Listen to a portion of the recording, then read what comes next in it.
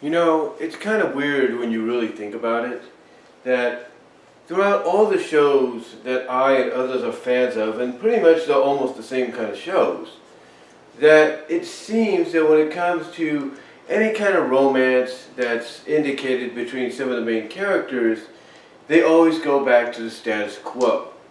With Sonic the Hedgehog, whether it was the Saturday M cartoon or the Archie comic, they always went back to Sonic and Sally, which none of us, as fans, none of us, and that's a huge bunch of us, a whole lot of us, if you will, a huge majority of the fandom, all sides, all corners of the franchise, you know, we didn't mind. You know, if it works, it works. Go with it. You know, hit more home runs out of the park as much as you can by putting those two back together. Another show that I've mentioned before that, you know, does this kind of thing, but not on the levels of Sonic and Sally, but a lot of fans would pretty much consider them to be kind of in the same category, is Spike and Rarity. In My Little Pony Friendship is Magic, as indicated with the first episode, Spike developed a huge crush and attraction towards Rarity. A crush and attraction that he admitted to all the other members of the main seven, if you will, but not to Rarity. Only to find out in the second season episode, Secret of My Excess, that Rarity pretty much already knew. And I think the way she reacted at the beginning of that episode, I would believe gave it away, you know, right off the bat. But it seemed that even though after that season, somewhat through season 3, somewhat through season 4, and somewhat through season 5, it kind of cooled down. I mean, yeah, you had your moments in those seasons, as I've mentioned before. I mean, Castle Sweet Castle is a good example of it, in a sense, with Rarity using her charms, knowing how Spike feels about her and vice versa, to get him to go and distract Twilight away from them, you know, away from the castle, I should say, because they're working on it to make it more homey-like for Twilight. But as time went on, and of course new people behind the scenes came on board, it seems they went back to that status quo. I mean, much to the chagrin of a lot of folks, you know, that's exactly what happened, and believe it or not, it actually worked. It worked and was well received, despite how some people may react towards it, you know, in their reviews and stuff. It was very well received. People loved what happened at the end of Best Gift Ever. People loved the fact that even in the season before Best Gift Ever, which was season 8, Best Gift Ever was kind of a nice bow to tie on top of it. You know, they had that Hearts and Hoops Day episode centered around Big Mac and Sugar Belle, and in it, if you will, they had Spike read off basically a love poem that he had wrote on a big old heart for Rarity. Now, some people, some fans, like I said, may have not liked the fact that that was brought back, but again, you go with what works. You go with what you know fans, a majority of the fans, are going to truly embrace and like. And that's what they did. And they tied it up pretty much in a bow with Best Gift Ever. And then they kind of followed through on it with several moments in season 9, especially the little moment of Spike and Rarity fighting together, you know, at the end of that episode, you know, or should I say at the end of the ending of the end in the climactic battle. And yeah, again, it's more along the lines of, you know, it's something they knew fans would receive very, very well. Fans would get behind when it happened, which is why they went back to that status quo that they had started at the beginning of the series and kind of slowed down on a little bit throughout the rest of the seasons that followed, touched upon it in the movie, but really just brought it to the forefront with the series. Now, there are other examples of like this as well in shows to where even though it's not established from a romantic standpoint, they always go back to that status quo. Another favorite ship of mine is from a classic Disney afternoon show, Chip and Dale's Rescue Rangers, and on numerous occasions in that series, they went back to Dale and Gadget. Not in a romantic sense necessarily, but more on a tease, what if possibility between the two. I mean, carpet snaggers, calories not included, although Dale just took advantage of the mood she was in, thanks to Chip. But like I said, carpet snaggers, let's see, Double O Chipmunk, Song of the Nightingale, you know, the list could go on. The list could go on, and I think even the comics sometimes touched upon this, and guess what? A lot of fans touched upon it as well in the stories. And a lot of fans have even said that Dale and Gadget would be the better couple between the three of them. Like between who Gadget would choose, everybody always went with Dale. Yes, I do understand that one of the most infamous, one of the most talked about, you know, critically acclaimed, and even within the non-Rescue Ranger community, you know, fan fiction webcomics out there is of Mice and Mayhem. And the main coupling there, the main romance is Gadget and Chip. Not a problem with that. Not a problem. But again, that is Chris Fisher. Chris Fisher, I think his name is. You know, that went in that direction. They went in that direction because they said, hey, Dale pretty much ended Good Times, Bad Times with the acknowledgement that, oh, he's now in a relationship with Foxglove. Ian Brill took that concept as well in the Boom Studios continuity continuation of the series, and he ran with it. And thus, in a way, made it official that Dale was on and off in a relationship with Foxglove. Which, you know, even, I think the information, the synopsis, if you will, for the book, for the comic series, you know, touched upon. And the reason they touched upon it is to leave that door open for Dale and Gadget, should that ever become a possibility, or should Disney decide to go in that direction. So it's always something when you really look at studios going back to the status quo of romance, or at least teasing romance. Whether it's Sonic and Sally, whether it's Spike and Rarity, you know, relationship, or whether it's a tease and a possible Dale and Gadget relationship, it's always the fact that they go back to the status quo. But again, why? You know, why go back to it? You know, why go towards these couples? Why not change it up? Because again, like I said, they're going back with something that worked. They're going back with something that, you know, they know people can get behind, people love, people are actually fans of.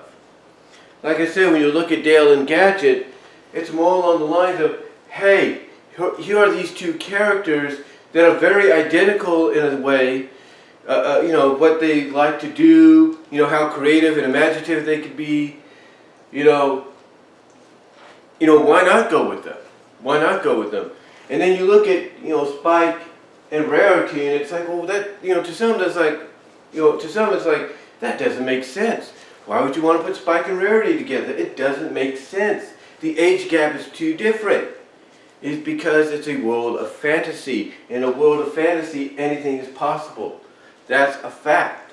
I mean, everybody, including some of the members of the creative team, have stated in their own way that this is something that could work because, you know, with Spike, with Spike, you know, he's pretty much old enough to be in that position.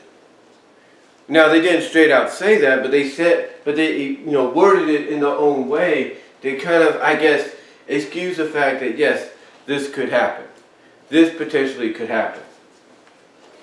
And as far as Sonic and Sally go, it's like going back to Lois Lane and Clark Kent, if you know what I mean. Or Spider-Man and MJ. It just works. It's something that fans are used to. It's something that fans never get tired of seeing, because even though you split them apart, when you bring them back, it feels renewed. It feels fresh again. It feels like, you know, new things can happen. New possibilities are on the horizon. And again, it's all because you kept them apart, but still as friends, but also with that open door of there's still something there between them, and that when you finally do bring them back, it feels fresh. It feels refreshed. It feels renewed. And again, it opens the door for new possibilities to be explored.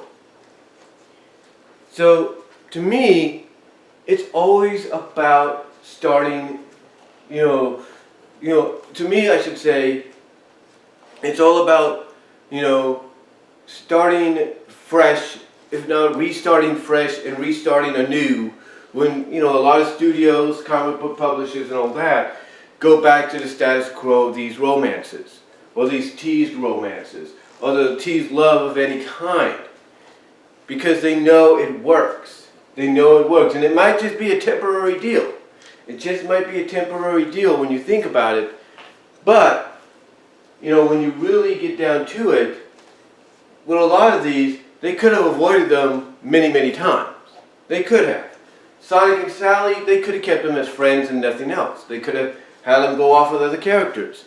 And at times they did, but they always came back to the status quo, which was them because it's a natural fit. They play off each other very well. From a storyline perspective, yeah, they tried to put them with other people, and although it would temporarily work, guess what? Basically the attraction, the feeling that they would try to replicate there with those different pairings wouldn't work, wouldn't be well received. You put Sonic and Sally back together, it gets well received. Same with, Gadget, and Dale. Even though Dale and Foxglove is a very popular ship that just seems to work, it just seems to click to a lot of fans, there's just something still off about it. But yet when you put him with Gadget, it's like it clicks, it works. It's like this is what's meant to be. The same with Chip and Gadget. Yeah, there's something about it that just works and gels and gels and everything, but there's still something missing. There's like something that's not clicking, most of the time. Like there's a few clicks here and there, but something's still not clicking. And then when you put her with Dale, it's like everything is right. Everything gels, everything clicks, everything runs smoothly. The same when, the creative staff behind MLP always go back to the, Spike and Rarity deal. It's like you can have Spike get attracted to Gabby or Ember or Smolder, if you will. You can have Rarity get attracted to other pony characters like Blue Blood and Tenderhoof and, Capper and all that. And it might be cute, and it might have some kind of seeds that could help it grow, but that plant that it grows from becomes awkward. It grows in different directions. But yet when you pair her up with Spike, and you pair Spike up with her, you get away from those other potential, workable, crushes and ships that have the opportunity, if done right, to work. And you go back to the status quo, Spike crushing on Rarity and Rarity returning those feelings towards him, and there's just something there. It just clicks. It just works.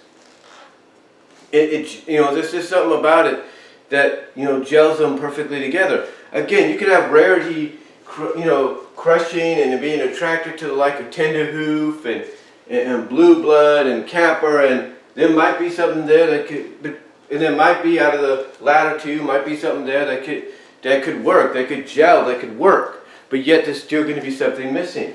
There's still going to be that missing ingredient.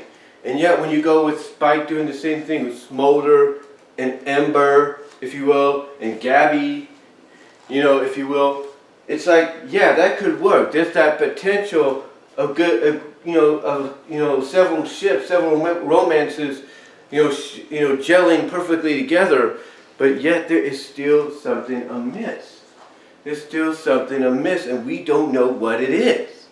We don't know what it is. But yet, when you put him back with Rarity and you put Rarity back with him, it just works. The gelling just works. The chemistry works. The romance is there. You could feel the love, there. To paraphrase the song title from The Lion King, you could feel the love there between Spike and Rarity. Same reason, the people behind Rescue Rangers would go back to Dale and Gadget, and why fans would choose Dale and Gadget. Because even though, like I said, you could put them in other relationships, and those relationships could gel and work out fine, there would still be that missing ingredient. And yet when you put these two together, it just clicks. It's like everything runs smoothly. It's like everything is 100% top notch. And for some odd reason, you could feel the love there. And of course Sonic and Sally, no introduction. You know, you could put Sally with Monkey Kong, Ken Kong if you will, Jeffrey St. John. You could put Sonic with Fiona, you could tease him going with Mina, you can tease him going with Amy if you will. But yet, even though some of those relationships had the potential to work good, you know, for Sonic, and the same with Sally with Monkey Kong and Jeffrey, at the end of the day, there was always going to be something missing. Something that just did not make it click or gel completely. But when you put her with Sonic, and you put Sonic with her, again, something just works. Something is there that gels it all perfectly together. You know, it's 100% top notch. Everything is running smoothly because they work, because the chemistry between them is, you know, the chemistry between them basically mixed very well to perfection. The same with Dale and Gadget, the same with Spike and Rarity. And there's no doubt about that. There's no getting behind, there's no denying that, if you know what I mean. There's no denying it whatsoever. These, from my opinion, my point of view, are fact.